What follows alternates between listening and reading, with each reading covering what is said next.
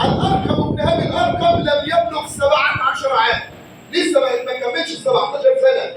المفروض ان انا لما اكون خايف على حاجه بعملها هروح اقعد عند واحد يحميني، واحد قوي، زي مثلا ما اروح لواحد سيد من اسياد مكه وهم كان فيهم الحيه دي، لو النبي راح قال له انا هدعو في بيتك وتحميني لا يمكن يمنعه، لازم يحميني.